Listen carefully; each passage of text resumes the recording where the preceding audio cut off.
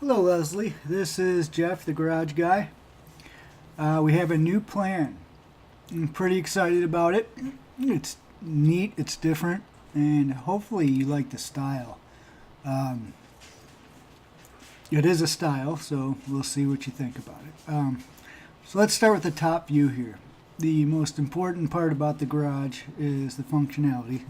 So I put in here this giant Camaro again, the Camaro that just so happens to be the size of a Ford Expedition. If you look over here at this cabinet where we talked about starting the cabinets, we were kind of stuck between a 36 and a 30-inch wide cabinet, and a 36-inch wide was getting a little close to the front of the car. I really didn't want to give up that depth.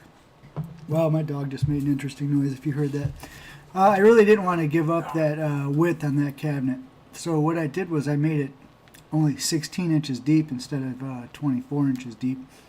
Because the width is pretty handy to have. And you've already got deeper cabinets over here, so I thought let's just make it 36 and not as deep. It turned out pretty good. So as you can see, there's plenty of room to get through here now. There's no question about it. So you can pull in quite a bit further than before. And you probably won't need a tennis ball or anything like that anymore. You shouldn't have any trouble at all. So let's take a different view here. Here it is. All right. So here's what I did. We got our 16-inch deep cabinet, 36 inches wide. We've got our faux columns, I'll call them. These are actually, like I said before, attached to the doors themselves. So it gives the cabinet a look of not being as wide, even though the cabinet is the full width, including the gray. Kind of a neat way to take that extra space and keep it. And then, we've got our parking spot here. And let's start off with these monstrosities here. I was having trouble because we're trying to figure out, well, how many 36-inch wide cabinets can we fit? And it really wasn't enough. We had like a 36 and then a 24 next to it, and I was cramming a 36 in the corner. I just decided, let's go big. I made each one of these cabinets 48 inches wide. So these cabinets are now 48 inches wide. They're gigantic, so obviously when you open these up, they'll still have adjustable shelves top to bottom, and now you can fit even larger items in there. So you should be all set. The downside to this cabinet setup here may or may not be a downside.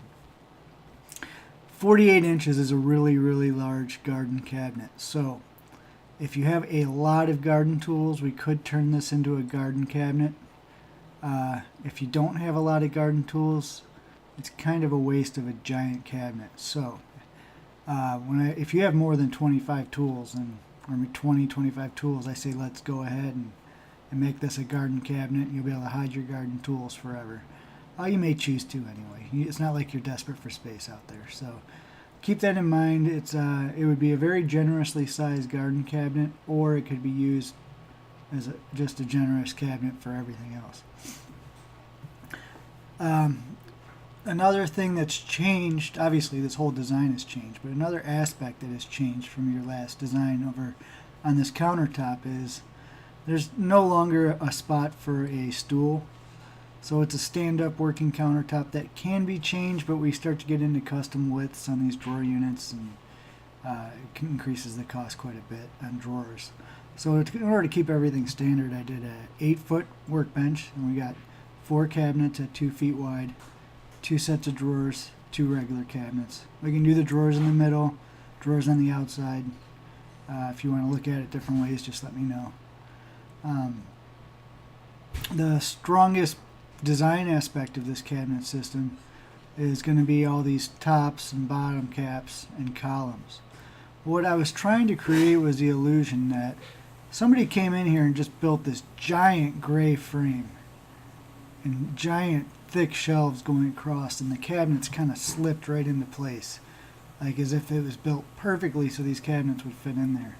It makes it look like the cabinets are supported by this, post and beam kind of structure, when in reality the structure won't be supporting the cabinets will be supporting the structure. So what I did was I used 4-inch thick, I guess we'll call them shelves or horizontal members. These are each 4 inches thick. And then the ones on top of the large cabinets and on the bottom of these large cabinets are 6 inches thick.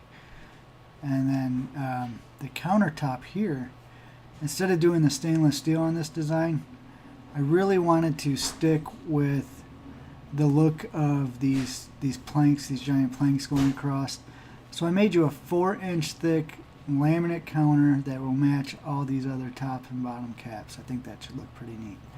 And here you can see how this one here sets in, so you have room for your feet when you're standing at the countertop. Another interesting thing about this is in order for me to pull off these columns, it required me to set back the countertop a little bit behind these cabinets. It's hard to explain, but the way these doors open with these faux columns on them, they need a little space here, or it would just bump into the counter. So I didn't make your counter less deep. What I did was I just shimmed out these two giant cabinets here 1.5 inches away from the wall. Something you'll never know that happened once it's done. All it does is it sets this back a little bit and brings these out 1.5 inches. So that's my design. Hopefully the explanation was good. You have in this design more storage than in the last design, so storage won't be an issue. I just want to make sure you like the design, and then I'll go through, I'll price everything out. I haven't done any math on this whatsoever yet. I'm sure we're still within the same range of the original plan, but I'll, to be fair, I'll go through and calculate everything and make sure that we're talking dollar for dollar, or we'll make up the difference, however it works out. So let me know what you think, Leslie. I look forward to hearing back. Thanks.